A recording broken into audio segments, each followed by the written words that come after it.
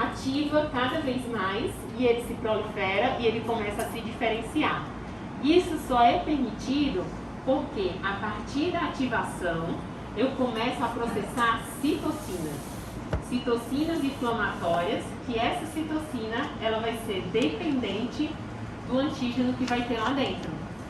Então, só para mostrar para vocês que se eu tiver os eumintos, ele vai gerar uma resposta, essa resposta vai desencadear e ativar linfócitos, que o meio vai ser liberado citocinas, que são interleucinas 4, 5 e 12. E aí isso vai proliferar cada vez mais. Se eu tiver um fungo ou uma bactéria, essa ativação vai fazer com que eu comece a produzir interleucina 17 e interleucina 22. Se eu tiver algum patógeno extracelulares, por exemplo, no caso das autoimunidades, autoanticorpos, eu vou produzir interleucina 21 e L4 interferon gama. Por quê? Esse processo inicial de ativação, ele acontece nos nossos linfonodos. Então ele começa a se proliferar. Então quando ele começa a se proliferar, ele começa a ter edema. É o que eu falei, na verdade, que a gente vai começar a ter um inchaço nos linfonodos. Quem, por exemplo, já sei lá, os meninos raspou o peito, raspou a axila, ou então você raspa o pelinho da axila ou o pelo da virilha e aí inflama. Inflama por quê? Porque eu consegui ter um antígeno lá dentro, eu consegui fazer uma ativação e um reconhecimento e eu vou começar a ter uma expansão. Essa expansão, ela é permitida porque eu começo a liberar citocinas. Essas citocinas começam a chamar neutrófilos, começam a chamar macrófagos, começam a fazer uma ativação maior da cascata para poder me defender, tá? Então, a gente vai ver que quando eu tenho o MHC de classe 2, ele vai ativar a célula T do tipo CD4, e aí vai ter uma expansão clonal, e aí eu vou ter uma célula CD4 efetora e eu vou diferenciar depois uma célula CD4 de memória. Se eu tiver uma célula apresentadora de antígeno com MHC de classe 1, eu vou ter o CD8, que ele vai também se diferenciar de uma maneira específica, porque vocês estão vendo que um é azul, outro é vermelho, então são coisas diferentes. Então, a célula TCD8, quando se ligou com o MHC de classe 1, ele se expandiu para também fazer uma expansão de células citotóxicas, tá? Existe também um parêntese que eles dizem que a célula CD8 ela pode gerar memória, mas a grosso modo quem gera memória é a CD4, tá bom? Aqui a gente está mostrando de novo a mesma figurinha, porque a gente repete. A figurinha mostra uma célula dendrítica, que é uma célula apresentadora de antígeno, que ela já internalizou o antígeno, já apresentou para o MHC e o MHC colou no linfócito T. Esse linfócito é do tipo CD1, T-help1. Por quê? Aqui vocês estão vendo o receptor, aqui vocês estão vendo o MHC de classe 2, e aí essa ativação fez com que essa célula começasse a liberar IL-12, começasse a liberar interferon gama, fator de necrose tumoral e IL-2. E essas substâncias, elas vão reativar e aumentar o processo, tá? Então aqui também a mesma coisa, só que aqui eu também estou ativando um linfócito do tipo T-help1. Aqui eu estou ativando o linfócito T-help2. Quem é que vai dizer que é T-help1, T-help2? O tipo de antígeno, tá? O tipo de antígeno é quem vai já inicialmente fazer aquela metabolização e aí eu vou liberando interleucinas para já ir diferenciando a célula e eu vou chamando cada vez mais T-help2. No segundo momento que eu tiver infecção de novo, só vai vir T-help2, porque eu já tenho uma primeira especificidade já feita, tá bom? Aqui é o nosso quadrinho de novo, para vocês lembrarem que a partir do momento que eu tenho MHC sendo ativando os linfócitos, eu vou conseguir diferenciar esses linfócitos. Como que a gente diferencia esses linfócitos? A partir das citocinas definidoras. São essas citocinas que vão definir e dizer assim, ah não, vamos chamar mais as meninas, ah não, vamos chamar mais os meninos, certo? Então, eu vou ter células diferenciadas do tipo T-help1, eu vou ter células do tipo T-help2, células do tipo TH17, e essa outra que a gente considera como uma célula um pouco mais definida, que eles consideram como um linfócito primitivo, digamos assim, que é o que está relacionado com as autoimunidades. Então, nesse quadro, a gente está vendo as principais subpopulações dos linfócitos T. A partir do momento que eu tenho o primeiro sinal, o segundo sinal, eu vou começar a ter células específicas, dependendo do verme, dependendo da bactéria, dependendo se é um fator alérgico, tá? E aí, aqui vocês conseguem ter um pequeno detalhamento, porque a figurinha, a gente não vai fugir da figurinha, tá? A gente tem uma célula dendrítica, que é uma célula apresentadora de antígeno, que o antígeno vem e foi internalizado por ela. A partir dessa internalização, eu gero receptores de MHC. O MHC vai fazer uma ligação com o linfócito T, que até então ele está virgem, até então ele não conhece ninguém. E aí, a partir disso, eu tenho o sinal do MHC com a célula. Aqui ele não desenhou, mas eu tenho o segundo sinal aqui para poder ativar. Se eu não tiver o segundo sinal, ele não acontece essa ativação. Então, a partir dessa ligação, eu vou começar a expandir. Esse linfócito chama o outro, chama o outro, chama o outro, que aí vai gerar interleucinas, vai chamar macrófagos, vai chamar células NK, e com isso eu vou modificar geneticamente a célula. Eu modifico geneticamente a célula para eu produzir mais igual a que eu quero, tá?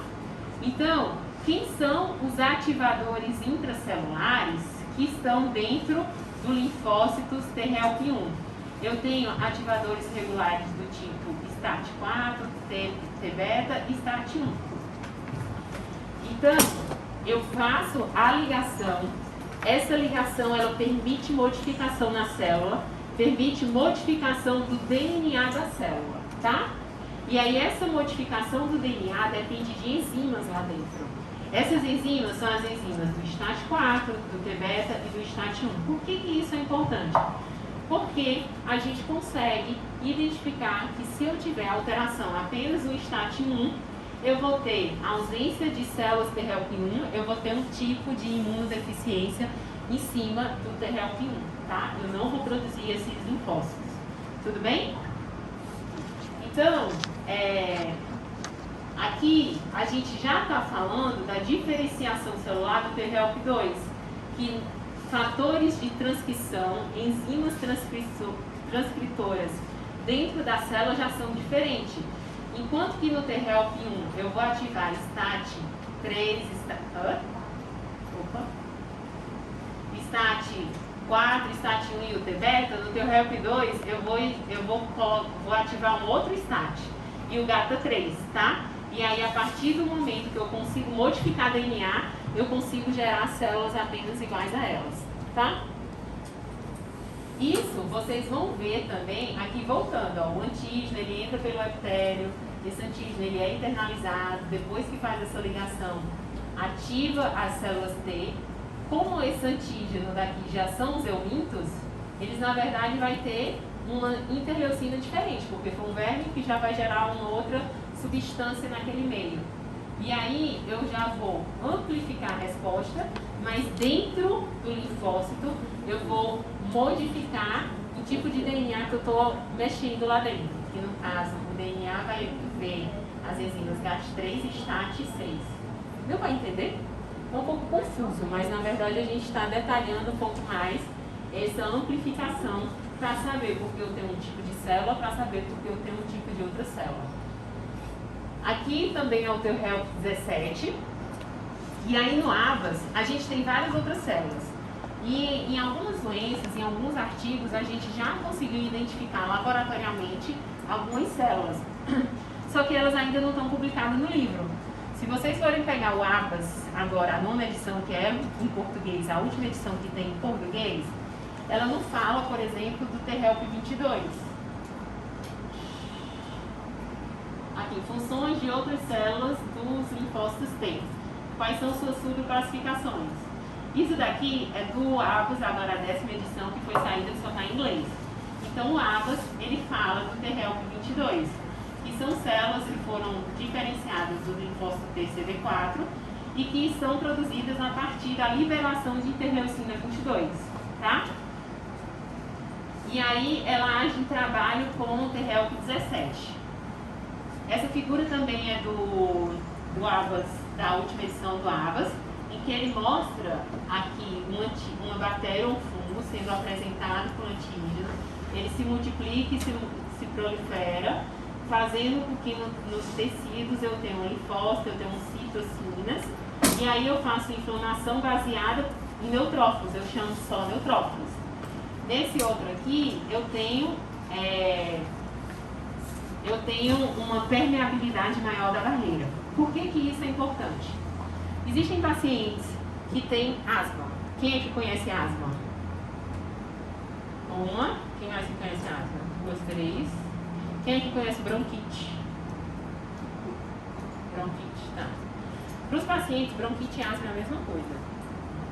Dependendo de onde você esteja, o pessoal entende como chiado, entende como sibilância. Mas existem os pacientes que a gente faz um tratamento para eles em cima da asma. Mas tem paciente que não melhora. Não melhora, não melhora, não melhora. A gente dá remédio, não melhora. Muda o remédio, não melhora. Muda o jeito, não melhora. E aí viu-se que ele não está melhorando porque o tratamento está teoricamente errado. O tratamento que a gente tem convencional, por exemplo, para asma, é a base de corticoide. Corticoide inalatório e broncodilatador. Então, esse corticoide que a gente utiliza não serve para outros pacientes, tá? Existe paciente que não melhora com o corticoide. Então, foi-se fabricado um outro medicamento que a gente chama imunobiológico, que ele, na verdade, vai inibir a interleucina 17 e a interleucina 22, especificamente. Como que eles conseguiram fazer isso? O paciente que tem asma, a gente faz uma prova ventilatória, que é o que a gente chama de espirometria, que a gente vai fazer o exame do sopro, mas aí conseguiu-se ver biópsia do pulmão, que na biópsia do pulmão só tinha neutrófilo. Por que só tem neutrófilo? Não tem macrófago. Por que não tem outro tipo de célula? Por que o tipo de célula que está lá é T-HELP 17? Porque é um tipo de asma que a gente chama asma neutrofílica. É uma asma que, assim, para a gente definir que é do tipo neutrofílica, infelizmente é só a nível de estudo, de hospital mesmo, acadêmico. Na nossa rotina do laboratório de consultório não tem como definir.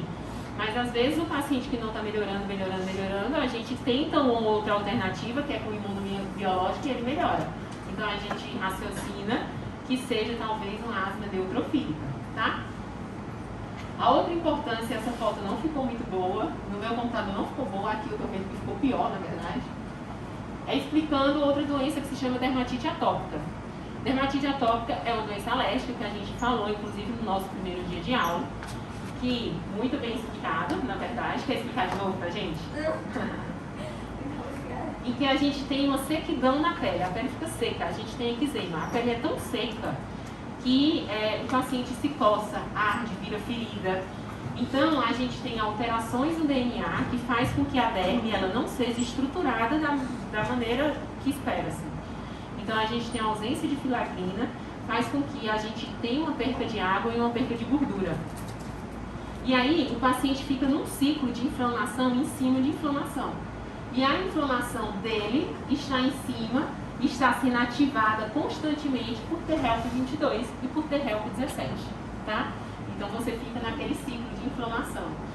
E aí, isso é de artigo, de quando que é esse artigo? 2019. Mas essa definição de fisiopatologia ainda não está no ABAS, tá?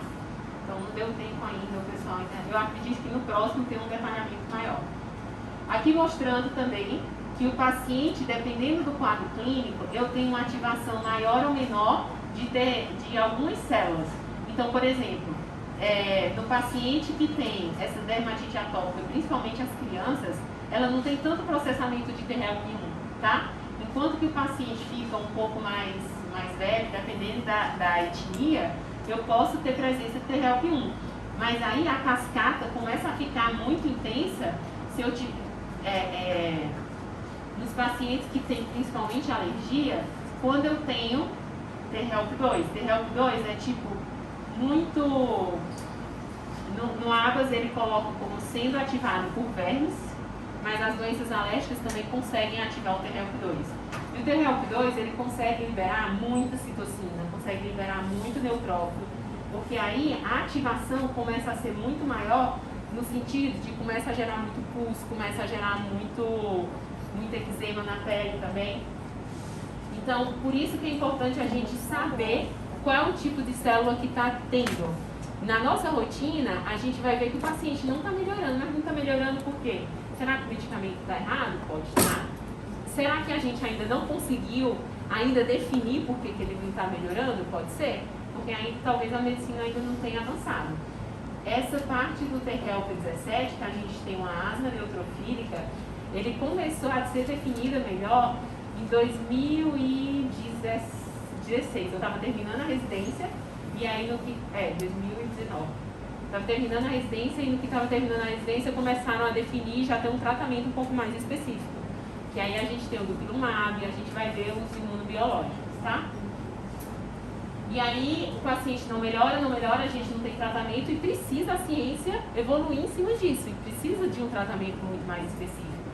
E aí a especificidade está nisso, de saber qual é o tipo de célula e agir exatamente nessa célula. Mostrando também que a gente tem uma definição de T-help22 e T-help17, por exemplo, na hanseníase.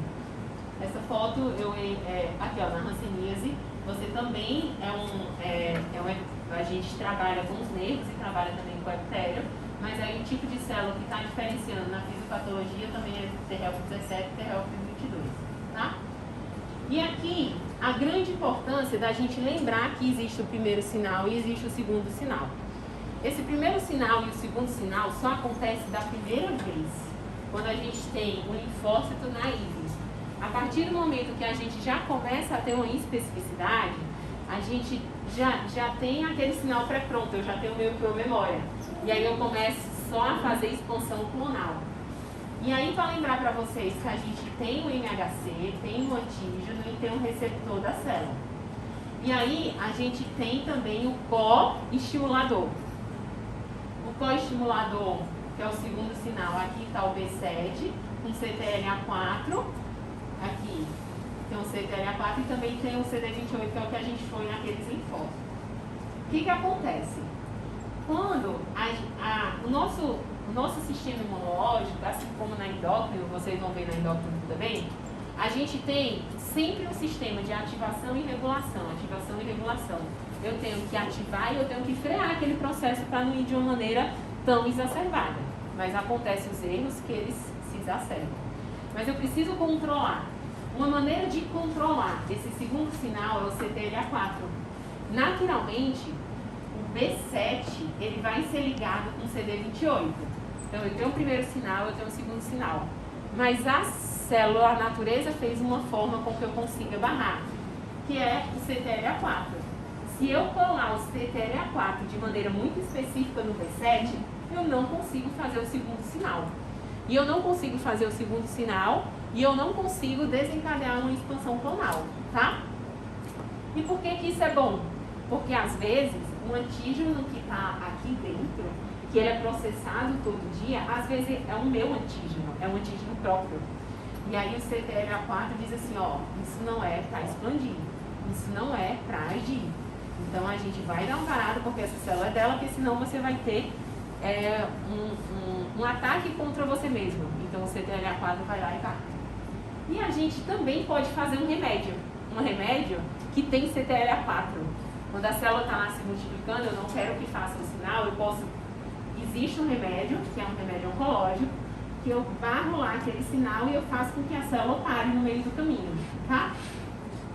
Então o CTLA4, ele consegue fazer com que o linfócito entre em uma alergia.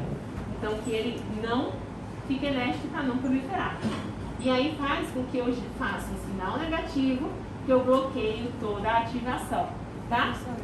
Assim, a questão de ser sinal negativo, não é que ele é negativo, é porque ele vai fazer uma ação que vai bloquear, que esse bloqueio pode até ser positivo, né? Isso, exatamente. É porque é a nomenclatura, né? Para a gente poder ficar entender, mas é exatamente isso que você falou. Todo mundo entendeu? Então aqui vocês vão ver de novo uma ativação e uma não ativação. Aqui está mostrando o controle do CTLA4 na ativação do linfócito T. E aí a gente tem a mesma coisa, uma célula apresentadora de antígeno, que essa célula apresentadora de antígeno, ela vai ser ativada com aquele não mostrou o MHC, tá? Mas é como se fosse o MHC ativando e tendo o segundo sinal, que é o CD28 com B7. Só que aí eu posso ter um bloqueio, o bloqueio do CTLA4. Porque o CTLA4 é meio que fosse a segunda chave de casa. A primeira chave, a chave verdadeira, que fica com seu pai e sua mãe, é aquela que abre a porta. Então você abre a porta, segura na maçaneta e encaixa. Só que aí você tem uma segunda chave de controle, que é o CTLA4, que encaixa perfeitamente também. Mas o CTLA4 ele barra e faz com que não faça a ativação, tá bom? Aqui mostrando de novo, enquanto você tem a ativação, mostrando que a gente já sabe. A gente sabe que o antígeno ele é captado pela célula apresentadora de antígeno, que é aqui da célula dendrítica. Ele é processado lá dentro. Acabou a bateria, gente. Acho que dá pra vocês me escutarem, tá? Quem tá aí no fundo? Aí, mais faz isso. Vocês sabem como é que faz pra trocar?